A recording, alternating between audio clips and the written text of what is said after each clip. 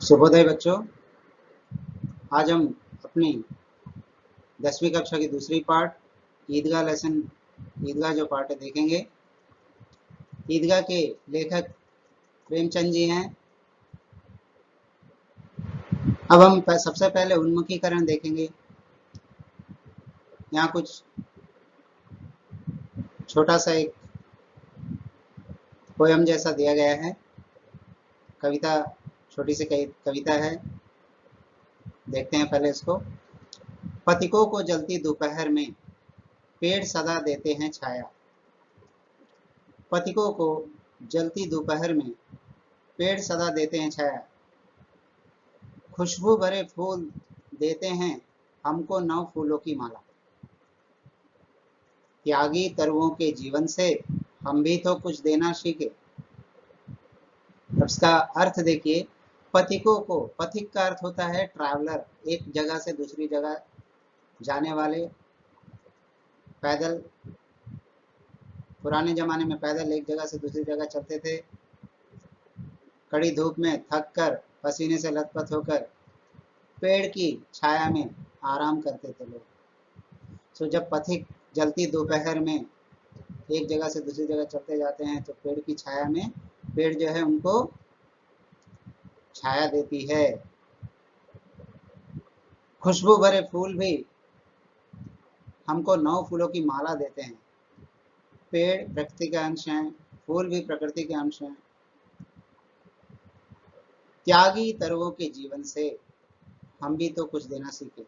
ये तरु जो है, तरु का अर्थ भी पेड़ होता है, के जीवन से हम भी तो कुछ देना सीखे, क्योंकि हम भी प्रकृति के अंश हैं। जब ये पेड़ पौधे, नदी, पर्वत, ये सब जब कुछ ना कुछ दे रहे हैं तो हम क्यों ना दें। देखिए यहाँ कुछ प्रश्न इससे रिलेटेड कुछ प्रश्न दिए गए हैं।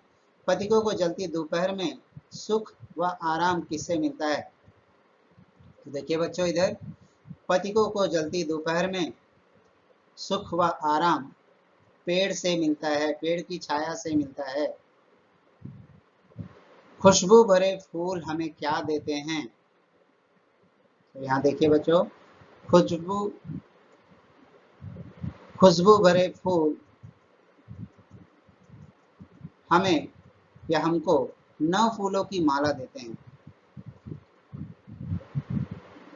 त्यागी तरुओं के जीवन से हम भी तो कुछ देना सीखे। हम भी तो कुछ देना सीखे, कवि ने ऐसा क्यों कहा होगा? यहाँ लास्ट लाइन जो है इसके बारे में पूछा जा रहा है कि कवि ने ऐसा क्यों कहा होगा। जब प्रकृति के पेड़ पौधे, नदी, पर्वत, ये सभी चीज कुछ ना कुछ जब दे रहे हैं हमको, तो हम क्यों ना दें। अब ईदगाह, यहाँ देखिए ईदगाह का चित्र। ईद के दिन नमाज पढ़ने की जगह, बहुत सारे लोग यहाँ नमाज पढ़ रहे हैं। ईदगाह सजाई गई है। उद्देश्य देखते हैं हम लोग, इस कहानी का उद्देश्य क्या है। सबसे पहले तो कहानी विधा की भाषा शैली से परिचित कराते हुए छात्रों में कहानी लेखन कला का विकास करना। ये छात्रों में कहानी लेखन कला का विकास करना ही पहला उद्देश्य है। दूसरा उद्देश्य त्याग, सद्भाव और विवेक जैसे संवेदनशील, कर्तव्य बोध संबंधी गुणों का विकास करना, अच्छे गुणों का विकास करना, ये दूसरा उद्देश्य है। और सबसे इम्पोर्टेंट उद्देश्य जो है, बड़े बुजुर्गों के प्रति, ओल्ड पीपल्स के प्रति, ग्रैंड पेरेंट्स के प्रति श्रद्धा व आदर की भावना का विकास करना है। यहाँ बड़े बुजुर्ग ग्रैंड पेरेंट्स हो सकते हैं, या हमारे समाज में हमारे रिलेटिव्स, नेबर्स, बहुत सारे लोग ओल्ड पीपल होते हैं, उनको श्रद्धा के भाव से, आदर के भाव से देखना है। अब हम लेखक परिचय देखते हैं। प्रेमचंद का जन्म एक गरीब घराने में काशी में 31 जुलाई 1880 को हुआ। प्रेमचंद जी का जन्म बहुत ही गरीब घराने में, गरीब का मतलब होता है पुअर, गरीब घराने में काशी में 31 जुलाई 1880 को हुआ। इनके बचपन का नाम धनपत राय श्रीवास्तव था। क्या था बच्चों? इनका बचपन का नाम धनपत राय श्रीवास्तव था। इन्होंने ट्यूशन पढ़ाते हुए मैट्रिक मैट्रिक मैट्रिक का अर्थ होता है 10th class public examination. Tuition पढ़ाते हुए मैट्रिक तथा नौकरी करते हुए बीए पास किया। इन्होंने लगभग लगभग लगभग का अर्थ होता है अप्रॉक्स, एक दर्जन, दर्जन का अर्थ होता है डजन, 12 उपन्यास और 250 कहानियों की रचना की। ये पुरानी बुक है, इसलिए यहाँ 250 दिया गया है। नई पुस्तक में अभी 300 से अधिक कहानियों की रचना की, इस तरह दिया गया है। हमें नए पुस्तक को ही लेकर चलना है। इन्होंने बहुत सारे उपन्यास लिखे, इसीलिए इन्हें उपन्यास सम्राट भी कहा जाता है, उपन्यास सम्राट।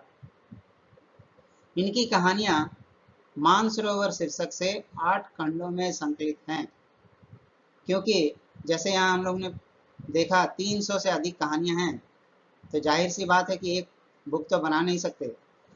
इसी तरह बहुत सारे पार्ट 1, पार्ट 2, पार्ट 3 करके 8 खंडों में 8 पार्ट्स में डिवाइड करके सभी का नाम मानसरोवर 1, मानसरोवर 2, इस तरह 8 खंडों में संकलित किया है।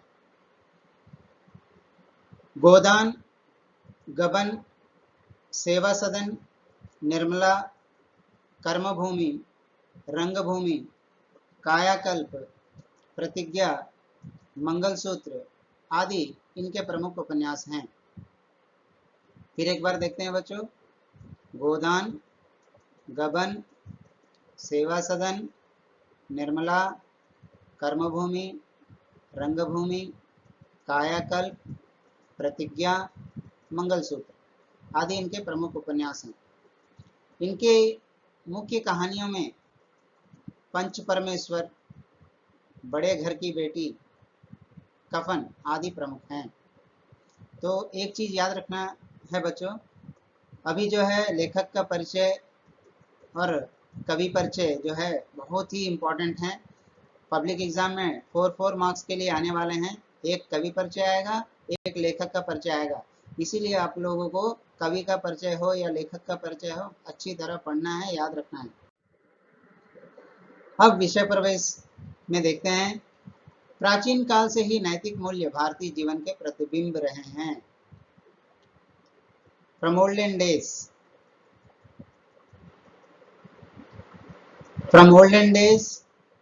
moral values are very important. ये भारतीय जीवन के प्रतिबिंब हैं। इसका रूप हर भारतीय में समा हुआ है। इंडियंस के अंदर मॉरल वैल्यूज भरा हुआ है, समाया हुआ है। हम अपने बुजुर्गों, बुजुर्ग का अर्थ होता है वयोवृद्ध, ओल्ड पीपल, का बड़ा ध्यान रखते हैं। जैसे इस कहानी में दर्शाया गया है। अब कहानी का यहां से शुरू होती है।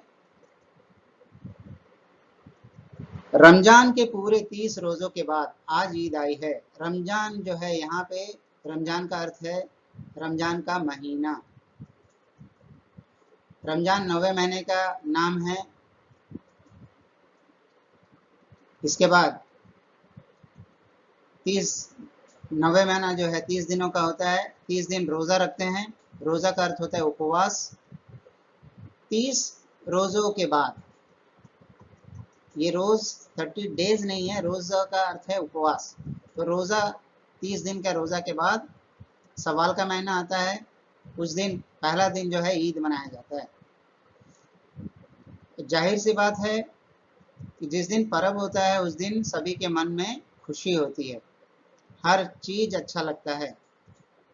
कितना मनोहर, कितना सुहावना प्रभात, कितना मनोहर, मन को हरने वाला, मन को खुशी देने वाला, मन को लुभाने वाला, कितना सुहावना प्रभात। कितना अच्छा लग रहा है प्रभात। प्रभात का अर्थ होता है सुबह, प्रातःकाल। वृक्षों पर कुछ अजीब हरियाली है, ग्रीनरी, हरियाली। खेतों में कुछ अजीब रौनक है।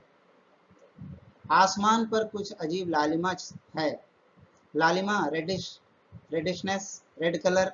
जब देखिए सूर्योदय होता है तो उस समय आसमान रेड कलर में होता है, देखने में बहुत ही सुंदर लगता है। आज का सूर्य देखो कितना प्यारा, कितना शीतल है, मानो संसार को ईद की बधाई दे रहा है। ऐसा लग रहा है जैसे सूर्य जो है निकलकर विश कर रहा है सबको ईद का। ईदगाह जाने की तैयारियां हो रही है, सभी लोग ईदगाह जाने की तैयारी कर रहे हैं।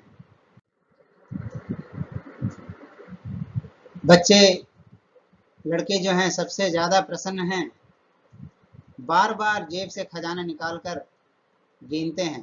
खजाना जो है उनके पास जो जमा किया हुआ पैसा, उसे खजाना यहाँ बोला गया है। बार बार निकालते हैं जेब से पैसा और गिनते हैं। महमूद गिनता है 1 2 10 12। महमूद नाम का एक बच्चा है जो गिनता है 1 2 10 12। उसके पास 12 पैसे हैं।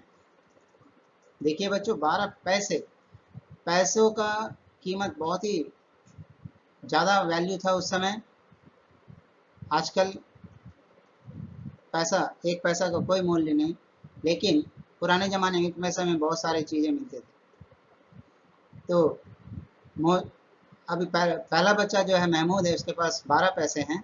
दूसरा जो है मोहसिन, इसके पास सबसे ज़्यादा 15 पैसे हैं।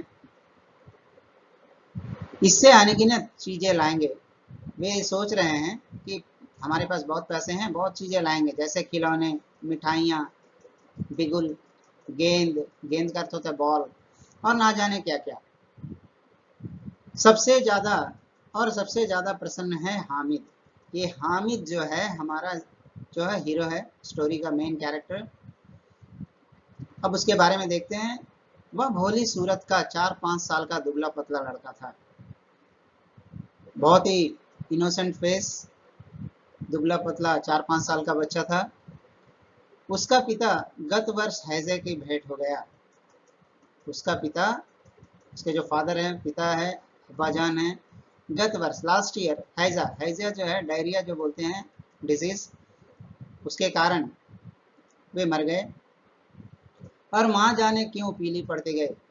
पीली पड़ना, जॉइंडिस आना, उस समय उतना नॉलेज नहीं था, उनको पता नहीं था कि क्या हो रहा है, इसीलिए ना जाने क्यों पीली पड़ती गई, इस तरह दिया गया है।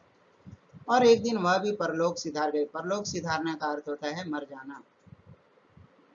किसी को पता ना चला कि आखिर अचानक यह क्या हुआ। सब लोग कंफ्यूजन में है कि क्या हो गया अचानक, ऐसे क्यों हुआ, क्यों मर गए, उनको पता नहीं था। अब हामिद जो है अपनी दादी अमीना की गोदी में सोता है, अमीना के साथ रहता है। एक छोटी सी झोपड़ी में दादी और पोता दोनों मिलकर रहते हैं।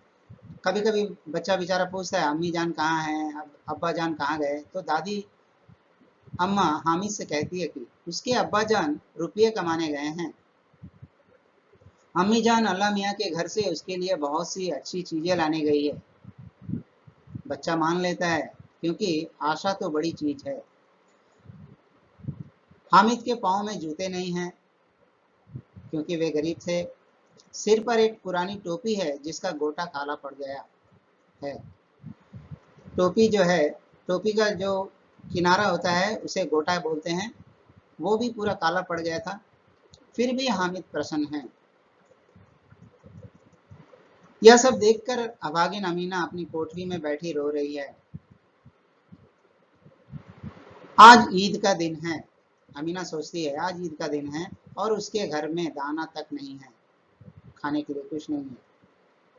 लेकिन हामिद, वो अपने दोस्तों के साथ मेले में जाना चाहता है। उसके अंदर प्रकाश है, बाहर आशा की किरण। जब दादी रो रही है तो हामिद सोचता है कि ये मैं मेला में जाना चाहता हूँ इसलिए दादी रो रही है। हामिद भीतर जाकर दादी से कहता है तुम डरना नहीं अम्मा, मैं सबसे पहले आऊंगा, बिल्कुल ना डरना। ये दिलासा देता है अपनी दादी को।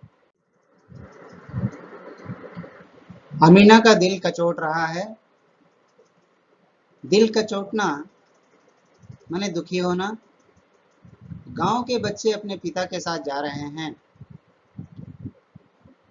हामिद का अमीना के सिवा कौन है? हामिद का जो भी है अमीना ही है, दादी। भीड़ में बच्चा कहीं खो गया तो क्या होगा? भीड़ में कहीं बच्चा गुम हो गया तो क्या होगा? भीड़ माने क्राउड। 3 कोस चलेगा कैसे? 3 कोस, कोस का अर्थ होता है 1 कोस का 2 माइल के बराबर होता है। सो 3 कोस माने 6 माइल्स चलेगा कैसे? पैरों में छाले पड़ जाएंगे। जूते भी तो नहीं है। वह थोड़ी दूर चलकर उसे गोदी ले लेगी, लेकिन यहाँ सेवैया कौन पकाएगा? ये सब अमीना सोच रही है कि अगर मैं जाती तो उसे थोड़ी दूर चलकर गोदी ले लेती, लेकिन यहाँ सेवैया कौन पकाएगा? पैसे होते तो लौटते लौटते सारी सामग्री जमा करके झटपट बना लेती। यहाँ तो चीजें जमा करते करते घंटों लगेंगे। पैसे भी नहीं है। अगर रहते तो लौटते लौटते सभी सामान खरीद लेती, जल्दी जल्दी सब बना लेती, लेकिन यहाँ तो चीजें खरीदने में बहुत समय लग जाएगा। गांव से मेला, ये सब सोचने के बाद देखिए गांव से मेला चला और बच्चों के साथ हामिद जा रहा था। शहर का दामन आ गया। दामन का अर्थ होता है बॉर्डर। सड़क के दोनों ओर अमीरों के बगीचे हैं। रिच पीपल्स के बगीचे, बड़े बड़े बगीचे दिख रहे हैं वहाँ। बड़ी बड़ी इमारतें, इमारत का अर्थ होता है बिल्डिंग्स। अदालत, कोर्ट, कॉलेज, क्लब, घर आदि दिखाई देने लगे। ईदगाह जाने वालों की टोलियां नजर आने लगी। टोलियां, ग्रुप्स। एक से एक भड़कीले वस्त्र पहने हुए थे। भड़कीले माने चमकदार, शाइनिंग करने वाले वस्त्र पहने हुए हैं। सहसा ईदगाह नजर आई। सहसा, सडनली ईदगाह नजर आई और उसी के पास ईद का मेला लगा हुआ था। नमाज पूरी होते ही सब बच्चे, नमाज खत्म करते ही सभी बच्चे मिठाई और खिलौनों की दुकान पर धावा बोल देते हैं। धावा बोल देना, धावा बोलने का अर्थ है अटैक करना, आक्रमण करना। सबसे पहले खिलौनों की दुकान पर धावा बोलते हैं। हामिद दूर खड़ा है। उसके पास केवल 3 पैसे हैं। जैसे कि आपको मालूम है, मोहसिन के पास 15 पैसे, महमूद के पास 12 पैसे और हामिद के पास सिर्फ 3 पैसे हैं। मोहसिन खिलौनों की दुकान से भिस्ती खरीदता है। भिस्ती का अर्थ होता है मेस्त्री, मेसन, मेसन वाला डॉल। महमूद सिपाही खरीदता है, सिपाही वाला डॉल, सोल्जर। नूरे जो है वकील खरीदता है, लॉयर वाला डॉल खरीदता है नूरे। और सम्मी धोबिन, वासर वुमेन वाला डॉल खरीदता है। हामिद खिलौनों को ललचाई आंखों से देखता है, बट हामिद जो है वहां देखता रहता है। बस वह अपने आप को समझाता है, देखता है और अपने आप को समझाता है कि ये सब खिलौने जो है मिट्टी के तो हैं, गिरे तो चकनाचूर हो जाएं। If it all made with mud, if it will fall down, then everything will break। ये ऐसा समझाता है अपने आप को। फिर मिठाइयों की दुकानें आती हैं। सेकंड जो है मिठाई की दुकान, देखिए यहाँ मिठाई दिख रहे हैं। ये है रेवड़ी, ये सोहन हलवा है। किसी ने रेवड़िया ली, किसी ने गुलाब जामुन और किसी ने सोहन हलवा।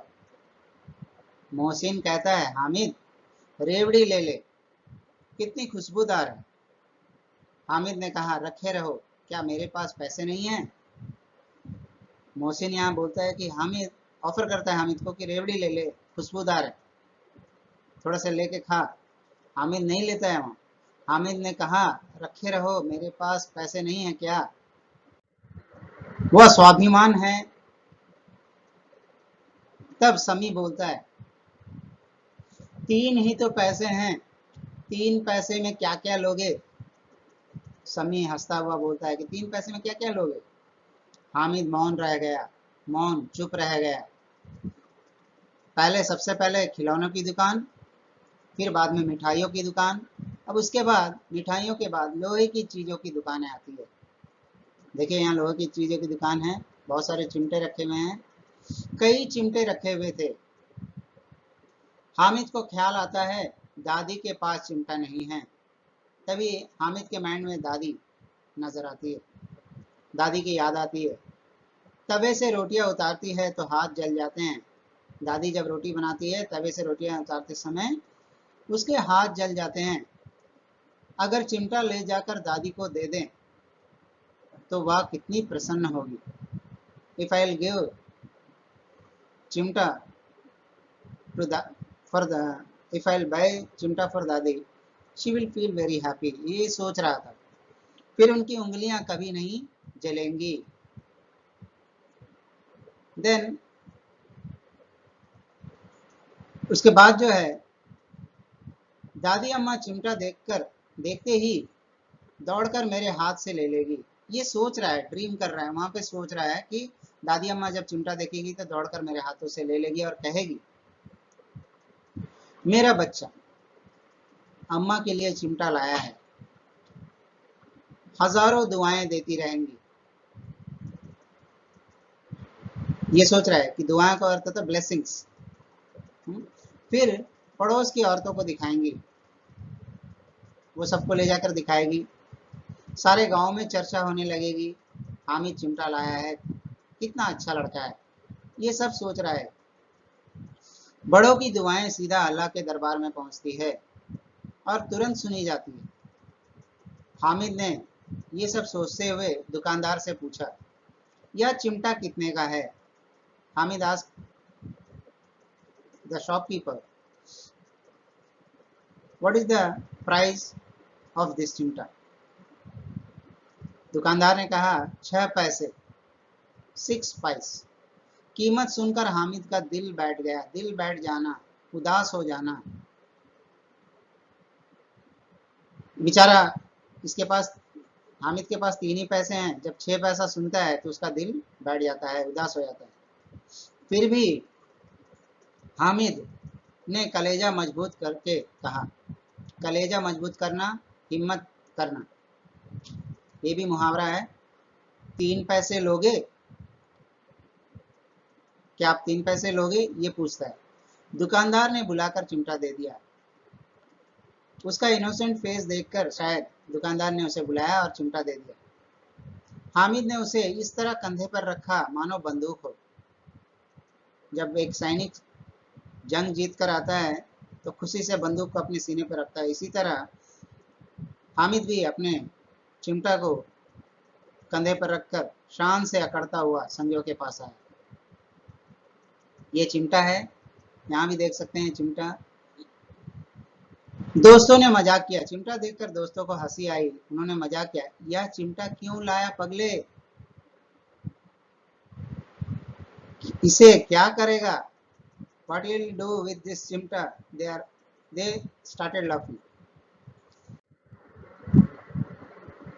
घर आने पर अमीना हामिद की आवाज सुनते ही दौड़ी। छोटी सी झोपड़ी में रहते थे, बाहर से हामिद की आवाज सुनाई दे रही थी। अमीना अंदर थी, जैसे ही हामिद की आवाज सुनाई दी वो बाहर दौड़ी। She rain, she came out और उसे गोद में उठाकर प्यार करने लगी।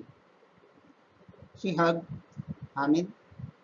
सहसा हाथ में चिमटा देखकर वह चौंकी। सहसा, सडनली, उसके हाथ में ये चिमटा देखकर वो चौंकी, शॉक। एंड शी आस्क्ड, यह चिमटा कहाँ से लाया? ये बोलता है, मैंने मोल लिया है अम्मा। मोल लेना मत का अर्थ होता है खरीदा है। वो पूछती है कितने पैसे में? हामिद बोलता है 3 पैसे दिए, 3 पैसे। अमीना ने अपने माथे पर हाथ रखा। वह अफसोस करती हुई बोलती है कि भरती हुई बोली, यह कैसा बेसमझ लड़का है। बेसमझ, समझ मेन वर्ड है, बे उपसर्ग यहाँ, बेसमझ का अर्थ होता है समझदार ना होना, समझदारी का नहीं होना, बेसमझ लड़का है। कि दोपहर हुई, कुछ खाया ना पिया, लाया क्या चिमटा, सारे मेले में तुझे और कोई चीज ना मिली, जो यार लोहे का चिमटा उठा लाया। यह देखकर हामिद चौंक गया, शौक हो गया। हामिद जो सोच रहा था उसका रिवर्स यहाँ हो रहा था। हामिद सोचा कि अमीना बहुत खुश हो जाएगी, लेकिन अमीना टेंशन में थी, शौक थी। हामिद भी डर गया और वह हामिद ने अपराधी भाव से कहा, तुम्हारी उंगलियां तवे से जल जाती थी, यह मुझसे देखा ना जाता था अम्मा, इसलिए मैं इसे लिवा लाया। आपकी उंगलियां जल जाती थी तवे से, यह मुझसे देखा ना जाता था, इसलिए मैं इसे लेकर आ गया। यह सुनते ही अमीना का क्रोध तुरंत स्नेह में बदल गया। क्रोध का अर्थ होता है एंगर। अमीना गुस्से में थी, क्रोध में थी, लेकिन उसका क्रोध स्नेह में, प्यार में बदल गया। यह मूक स्नेह था, मूक स्नेह, मुंह से कुछ आवाज नहीं निकल रही थी, दिल भर आया था। मार्मिक प्रेम था जो रस और स्वाद से भरा था। बच्चे में कितना त्याग, कितना सद्भाव और कितना विवेक है। दूसरों को खिलौने लेते और मिठाई खाते देखकर इसका मन कितना ललचाया होगा। वहां भी अपनी बुढ़िया दादी की याद बनी रही। ये सोच रही अमीना कि मेरा पोता जो है कितना अच्छा है, जो मेले में भी मेरी याद बनी रही। अमीना का मन गदगद हो गया। मन गदगद होना, खुशी से भर जाना, अधिक, बहुत अधिक खुशी होना। आंचल फैलाकर हामिद को दुआएं देती जाती। She started gave blessings और आंसुओं की बड़ी बड़ी बूंदें गिराती जाती। आंखों से आंसू निकलते। One side she is crying, happy tears coming from her eyes. Hamid इसका रहस्य क्या समझता। हामिद को कुछ समझ नहीं आ रहा था कि दादी क्यों रो रही है। ये प्रेमचंद की कहानी पर आधारित है। यहाँ दो प्रश्न दिए गए हैं। हामिद चिमटा क्यों खरीदना चाहता था। हामिद के हृदय स्पर्शी विचारों के प्रति दादी अम्मा की भावनाएं कैसे थी। इंपॉर्टेंट क्वेश्चंस हैं। अब यहाँ देखिए अर्थग्रहक प्रतिक्रिया के प्रश्न। ईदगाह कहानी के कहानीकार कौन है। जैसे कि हम जानते हैं ईदगाह कहानी के कहानीकार मुंशी प्रेमचंद जी हैं। इनकी रचनाओं की विशेषता क्या है, यहाँ उनके बारे में पूरा डिटेल में लिखना है। ये अभिव्यक्ति सृजनात्मकता के प्रश्न। हामिद के स्थान पर आप होते तो क्या खरीदते और क्यों। अपने आप सोचकर लिखना है। दूसरा प्रश्न, अपनी दादी के प्रति हामिद की भावनाएं कैसे थी, अपने शब्दों में लिखिए। हामिद की जो फीलिंग्स थे कैसे थे दादी के प्रति। अब भाषा की बात।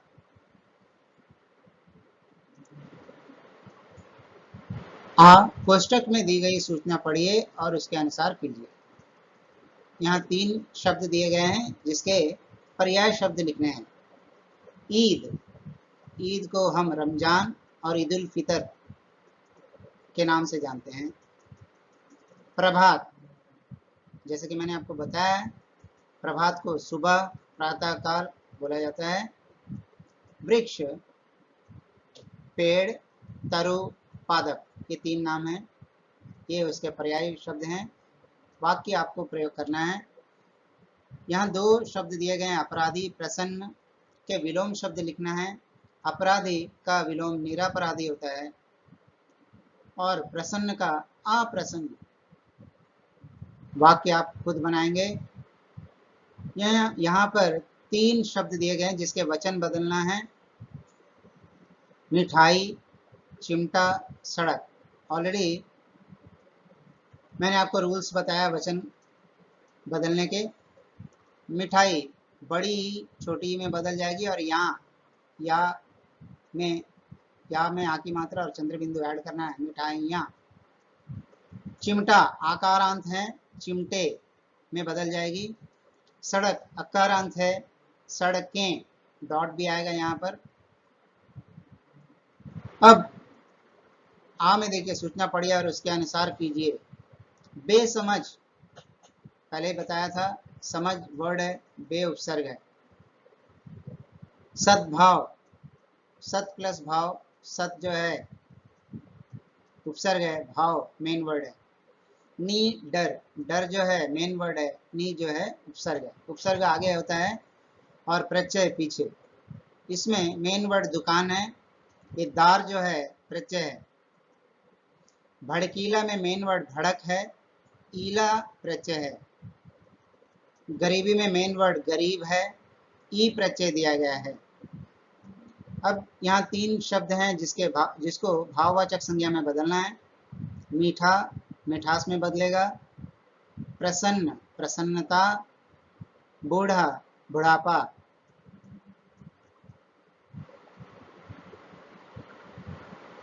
इस तरह हमारा पाठ समाप्त होता है। धन्यवाद।